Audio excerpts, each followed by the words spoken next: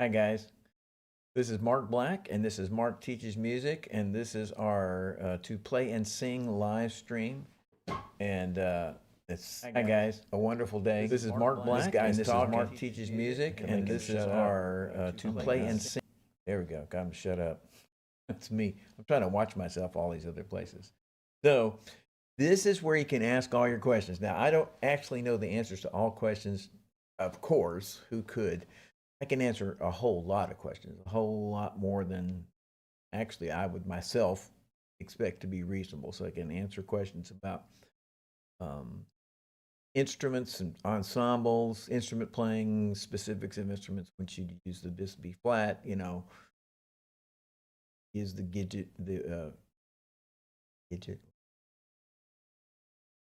gadget, digit on the flute,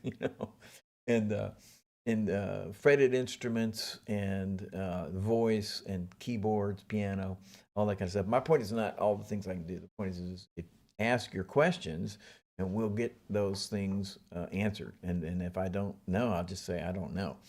And so anyway, this is episode 70. And that's a lot of episodes. And they're all there to watch later on. So anyway, and that's YouTube letting me know that we're online. Yes, I see that. We're online. Yes, we're live. So anyway, so last week, and listen, if you got any friends that are musicians and care about being better musicians, this is a great thing to come and ask questions about. So are on. So anyway, last week, I'm just looking at, last week we talked about whether it's better to play many songs okay or a few songs, really well. What's the primary goal for musician or a primary goal for musicians? Talked about what a vocalist should be trying to accomplish in their listening and their performing. We talked about visual performance for all instruments. I mean, all instruments and the voice. What are you trying to accomplish when you perform live? There's the way to think of it. A great way to think of it is like when you perform live, whoever you are, whether it's voice or any of the instruments, you're communicating in two media, not just oral audio. It sounds like this. It sounds like that, but also, people are seeing you. So you look like I've said this. You look like a statue. You're trying to, thinking you may be singing awesomely, you may be playing awesomely. You look like a statue, like you're not into it, like it's not amazing, then that's contributing to the information they're getting. Wow, this really sounds great. It sounds great.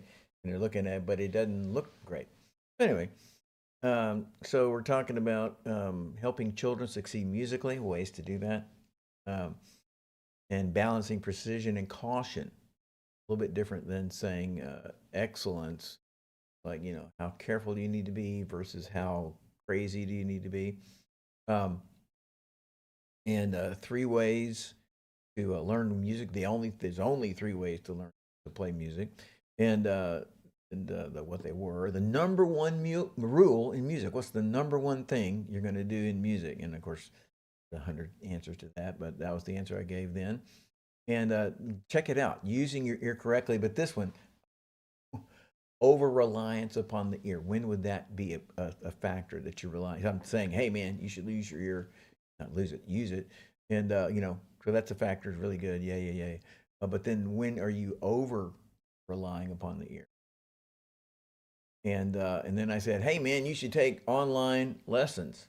Yeah, with me, or in studio lessons if you're in the Dallas area.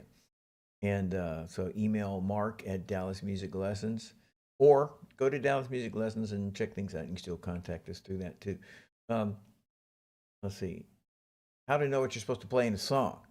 I'm talking about you're the accompanist. I'm not talking about the melody where this is what you got to do, or a riff you got to play exactly right. But I'm talking about so you're the bass player, you're the piano player who's accompanying, you're comping.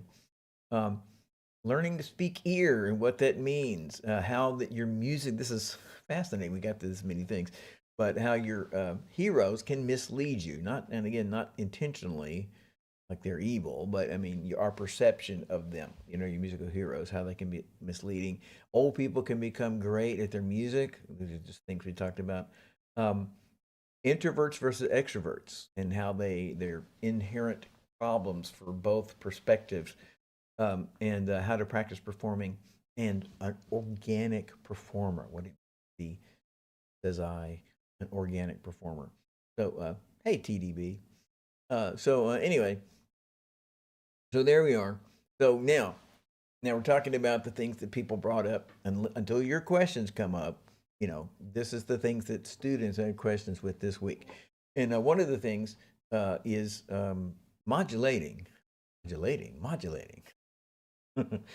So anyway, modulating, getting your song to another key. This comes up in any kind of music. It comes up a whole lot in praise and worship, leading worship, or one song to the next. In I'll just say secular, you know, rock bands, blues bands, country bands, whatever. It's not. It comes up. Yes, it comes up like maybe once in a setting, you know, in your concert or your performance, in 3 or 4 songs, because many songs will just end, you know, and thank you, you know, like that. But then, anytime in any kind of music, you're trying to get a flow, you know, like how are you going to get to this new key for it to be smooth and seamless? And there's, so how do you get to a new key? And so there's dozens of ways to do that, but the most common, which is all I'm going to present today, and everybody knows this except maybe you don't, so I'm going to say it, and that is playing the 5 chord of the key you want to get to. I want to get to C, so I'm going to play C, D, E, F, G. I'm going to play a G or G7 or G suspended 7. These are just forms of the G chord, GBD, GBDF. That's the 7 chord, G7, or suspended 7, G, C, D, F, and that would lead me to the chord. I'm going to go play right over here. I got a piano. Let's see if it's making sound. Yes, I hear that. So anyway, I'm going to show that, or just as long as it. So that is the, you know, everybody knows that, everybody does that. And I'm not saying you have to know it. I'm just saying if you don't know it, um, I'm telling you. So and even if you already know, like, oh my gosh, that's so easy, or so everybody knows that, duh, you know. And so I'm saying, like I said, there's a dozens of ways to get to a new chord: static modulation, common chord modulation, on and on. But the most common and direct is to play the 5 chord of the key you're going to. And so that would sound like I'm in the key of F, and I'm doing a bunch of F stuff too. It is. So I'm in the key of F, and I've got a bunch of, oh yeah, baby, you're so fine, I love you. And I say, well, I want to go to the key of G. So, hi, baby, you're so fine. I love you, love you, love you, love you. I'm in the key of G. I'm going to the key of G. I want to get to G, so I go 1, 2, 3, 4, 5, G, A, B, C, D, D. If I want to make it stronger, I play D7. And D7 contains an F sharp and a C, and that's like a bracket. It doesn't matter what key we picked. So I'm picking the key of G. I want to get to the key of G, and I'm pointing out, I want to get to the key of G. I play a D7 chord. It's like a bracket. It's a F sharp, 1 sharp, and a C. Those are the 2 significant in that chord that point to the G, point to 1. And point is that the F sharp is in the key of G, and the C is in the key of G. If we added 1 more sharp, it'd be a C sharp.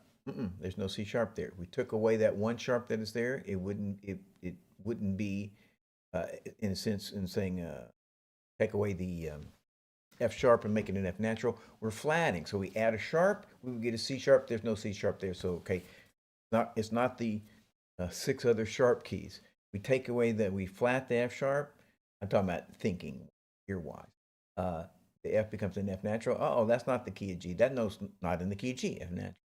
So when we play the dominant 7, which is the 5 chord built on the 5th note, nobody got, when they were doing music 1,000 to 400 years ago, they were very, very smart and wise, but things have changed over the centuries, and so we have a lot of duplicate terms. So dominant 7 can be a kind of chord, A, C sharp, E, G. A kind of chord, A7, is a dominant 7, or it can be, hey, the chord built on the 5th note, and that's the name of the 5th note of a scale. Is we have the tonic, we have the mediant, the 3rd note, and then we have the 5th note of a scale is called a dominant. So when we go to any key, go to the 5th note and build a chord with 1, 3, 5, 7, we're going to get a dominant chord, which points back to 1. So let's just do the key of B flat real quick. If we want to get to B flat, oh my gosh, I want to go to B. And so, for whatever reason, I'm coming from A to B flat, raising up a half step. I'm in E flat to B flat.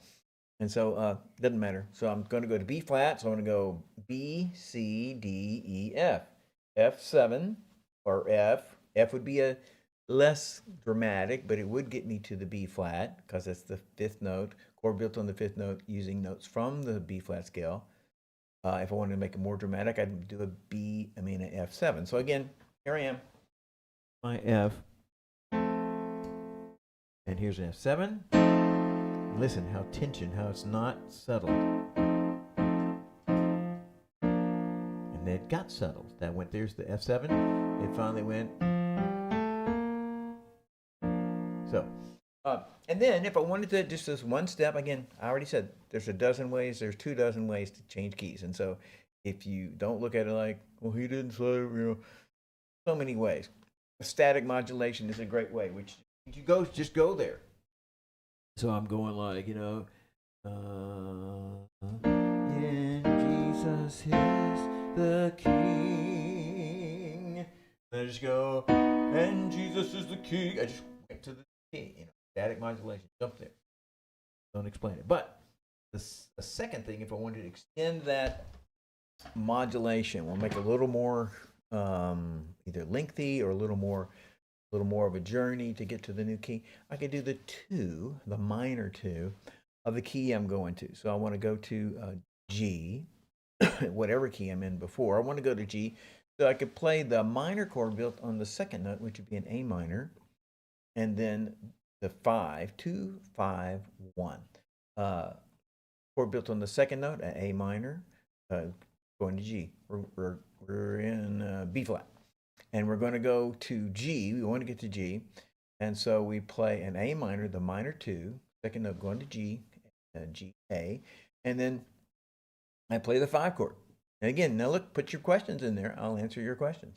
Like, how do you, what thickness reed should I wear? What, wear? What thickness strings should I play with? It depends on what you're playing, really. But anyway, so we're going to key. We want to get to the key of G, so we play the 2, a minor, A minor, the 5, D or D7, and that sets us up. It's using those notes to make an A minor, and to make a D7, we have those notes are only in the key of G. That is, so we have an F sharp and we have a C natural. Again, it's a bracket of the dominant 7 chord. The 3rd note and the 7th note are like a bracket pointing to the 1. So here we are in the key of B flat. I love you, baby. I love you, don't you know? I say I want to go to G. I love you, baby, don't you know? Now my ear is in the key of, listen. Oh, we got to that key. And I'm talking about that aurally, ear-wise. We got to that key. So anyway, 5 to 1, go to E flat. I'm going to go E, F, G, A, B. And because the E is flat, I'll make the B a flat. So B flat 7 will take me to E flat. And if I want to elongate it some, I can play the 2, E, F, F minor, 2, and the 5, B flat. And just by the way, in jazz, this is a super seminal. So that progression 2-5-1, not to modulate just as a progression, is probably first, second, third most important used progression music. In jazz, it is super essential. And I just want you to hear this. Here's a jazz thing. I'm just going to play a set of chords. It's not a song. But I just want to say, you're like, hey, that's it. I thought a million jazz songs you've heard. Meaning it sounds like this. So I'm going to go, oh, I'm sorry, I'm going to, well, I'll do this.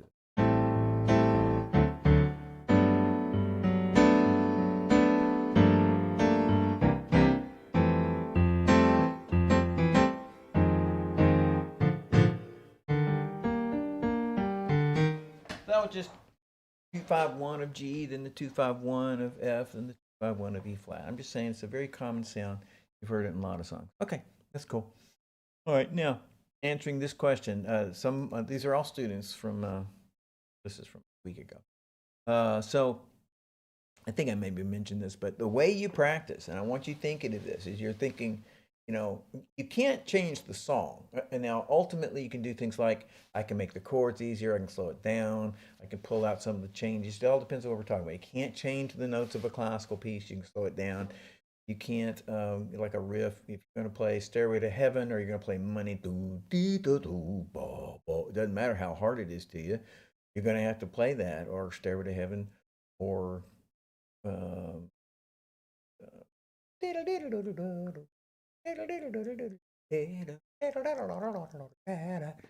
think what that song is. It's by Coldplay. Whatever it is, you got to play the riff. So I'm saying a lot of things are not changeable. At the moment, we're not talking about making things easier, like I made it simpler.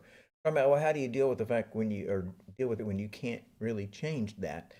And we talked about just a process would be I'm going to smaller and smaller parts, and this is you. I'm talking to you here, buddy. So for example, like on my students that are doing rhythm songs, the chord songs with words and chords, it's like I usually tell them the only thing I want you to do for several weeks is just to play the chorus and the first verse. First verse, use the second verse just like the first verse, and use the third verse is just like the first verse. So it's like, and then maybe 3 choruses, but they're usually the same or very similar. And my point in mentioning it is only to say, so what we're trying to do is make it you to feel like I'm concentrating on this. And as opposed to, man, I got this massive song to do. And so, anyway, so I got this whole song to do. And so I'm going to take smaller chunks. And if I can't do, let's say, the whole verse, and this, again, I'm dealing with all of music. So let's just say it's 4 measures you can't play. So try doing 2, try doing 1 measure, try doing, 1 beat or 2 beats of what you have to do. Try doing 1 beat, 2 notes. And this particular student singing a song, and they have to go ba ba da ba do ah. And the point is, the notes are not correct. I'm not trying to make it correct. It's chest voice, and then they're going up into the head voice. So that's giving them problems. So we cut it into smaller and smaller parts, manageable bites, until actually we're practicing just from the ba, ba, ba. And again, my notes are not correct, and I'm not particularly trying to get them correct. What I'm getting at is that we're going from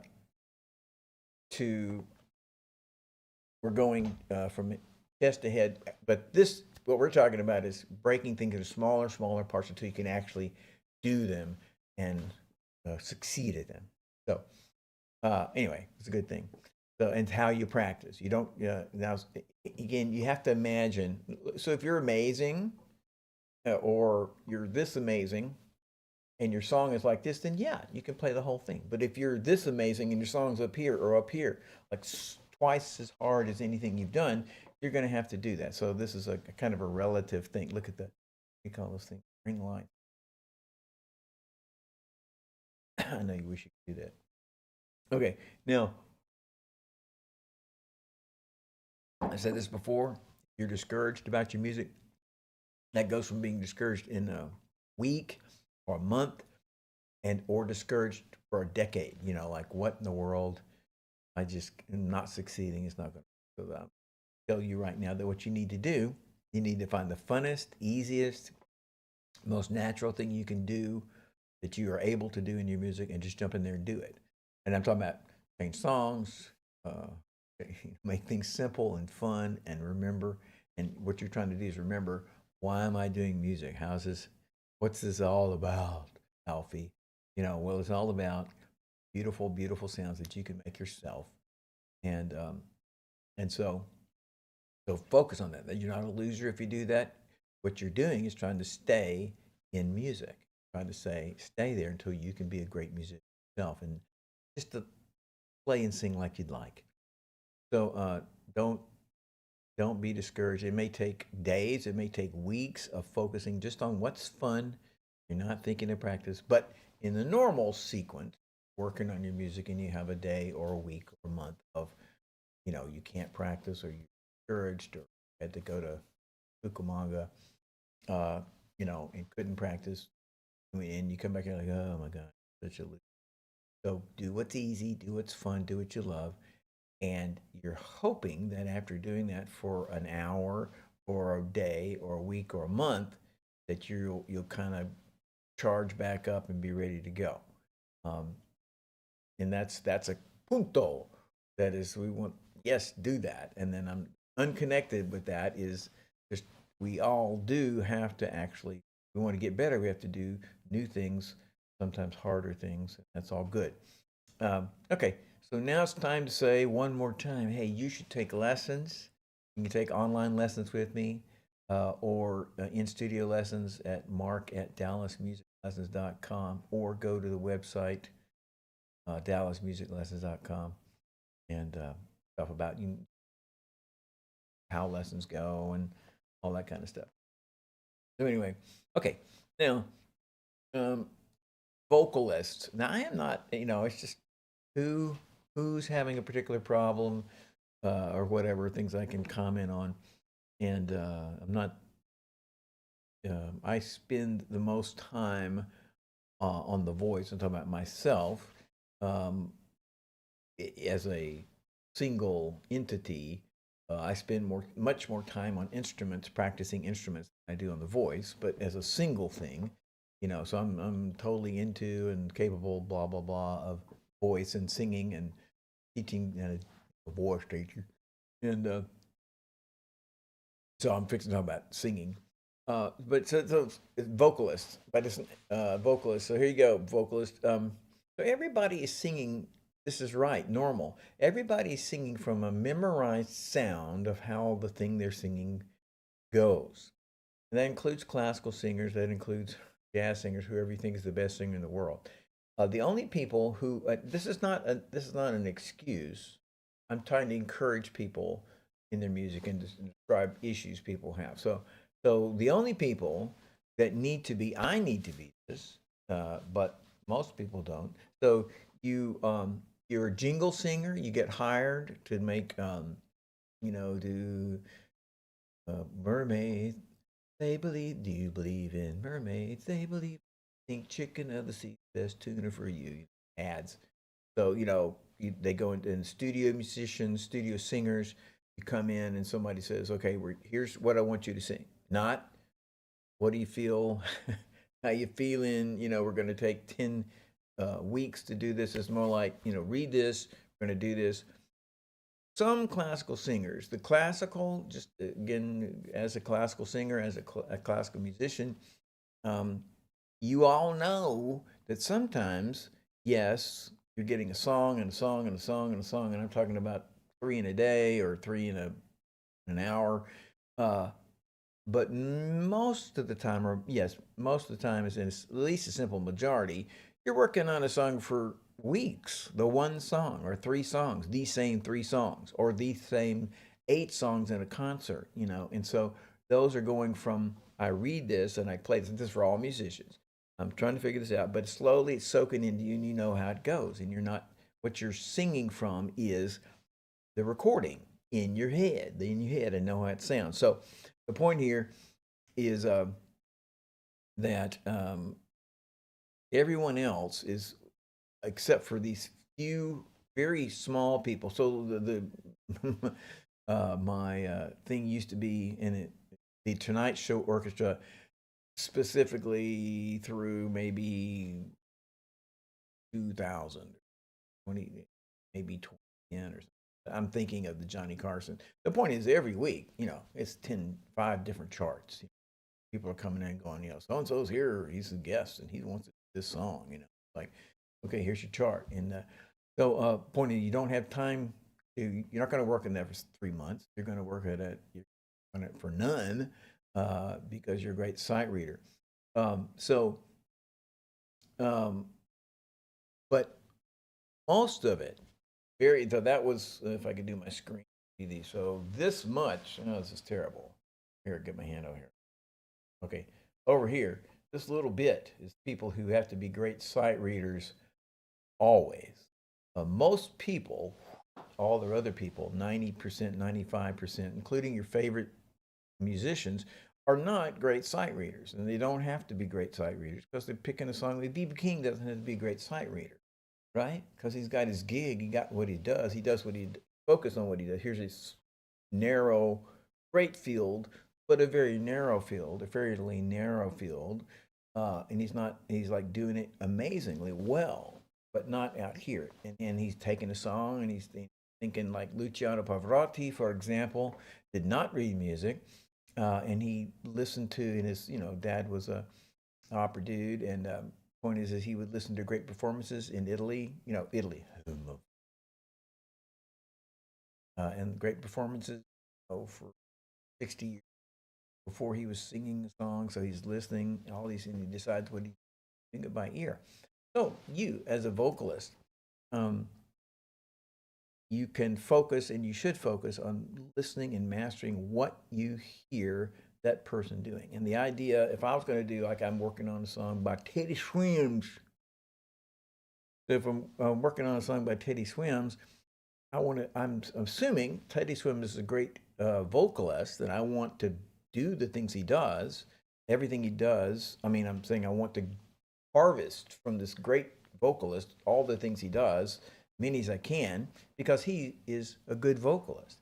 Am I going to be a clone of him? No. But so I'm going to listen to him, and I'm going to try to get all the little details he does. I'm trying to get them in me. So listening clears up both errors in songs. I'm singing this wrong, and it also adds to my set of things I can do. And then, okay, and next thing is, if you're always ahead, you're ahead of the beat, you're behind the beat, you come in early, you come in late, your 2 beats, your 2 measures off, that kind of thing. You've got rhythm problems. We talked about this several times as the, you could say, the result or something of a lot of it's personality based, and a lot of it's coordination based. Like, you just ain't coordinated, and you need to become that. And so here's some ideas. Number one is, and this is without taking lessons, without being the specific things I would get a student to do. I can't present just because it takes time, a lot of time. You'd have to have some resources that you don't have. But you can listen to your song that you love. I got to get off. I've been waiting for, I'll do this. Oh, young and lovely, the girl. You can go through a song that you like. I'm sorry to do that, so stereotypical. What was I doing a minute ago? Can't think. Anyway, some Coldplay. A song. So I'm going through a song, and you're just tapping, and this is you solving your rhythm problems. I wrote a song. I wrote a song for you. Keeping this steady. You're not singing.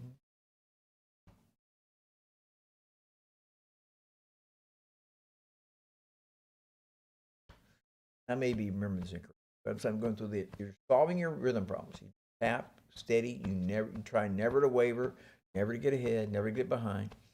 And then let's just say you do that wonderfully, perfectly. Everything you're doing is you're just so amazing. So, I mean it sincerely. It's like, this is okay. So what do you do? How to upgrade? Well, here you go. You go like this. I wrote a song for you. Or you can do it like this. And everything removing it from just a beat which this tap could be the first beat or the fourth beat or the 17th beat. We don't know. But this is saying I'm recognizing where the measures are. A lot of times people with rhythm problems will play their riff a beat late, early, upside down, seriously, inverted. I don't mean the notes wrong. I mean they're in the wrong place. So just in a song, in most songs, 1 is the strongest beat, 3 is the next strongest beat. And in any meter, 11, 16, they're strong beats and weak beats. So I'm saying you can go through the song going like this. I wrote a song for you. What am I doing? I'm saying here's the measure. 1. 1. Oh, I know your skin. I'm doing the song. I'm marking where the most important beat is now, not just beats, very strong beats. You go through the song, and what it is, you're getting slowly both coordination by doing something physical, and you're also getting your attention on where is the beat and where is the beginning of the measure. Now, and if you're all music is based on tension and resolution. A resolution in rhythm is a consistent beat and a unity of beats. 1. So it's not like formal, it's like, oh my gosh, we're talking about music there. Yes, but you can do it. So basically, there's musicians that are doing things naturally correctly. They are doing it naturally, and it's correct. And they're people that are doing things correctly, and they're thinking about it, and they're counting, which is right. They're both right. And so there's just two skill sets. This guy, I don't know what he was, listening to music when he was 12 and 14, 21. Dad played the guitar and whatever. So he can do all these things correctly without really noticing what they are. This other person playing classical music or jazz or something, like, well, more complex. He's going to have to count it. It's going to come out the same. These are great ways. So anyway, trying to solve your rhythm problems. And what I just said was 2 ways to do it, to start working on it. And and another thing is a great thing for all rhythm players playing chording players. You go through the song and say, where do the measures, the chords change?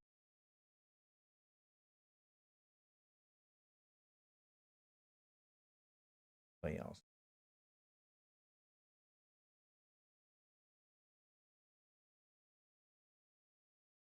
So this is safe songs, because this is I have no idea what this is. This is I did this. Let's see if y'all can hear it.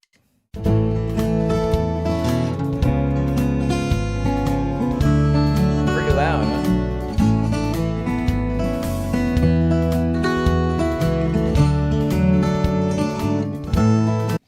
So, and I don't remember this song at all. Where's the volume down? Also, there we go. All right, so where do the chords change? I don't know. I'm listening.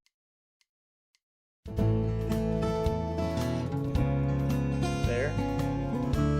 This is a good thing for your ear.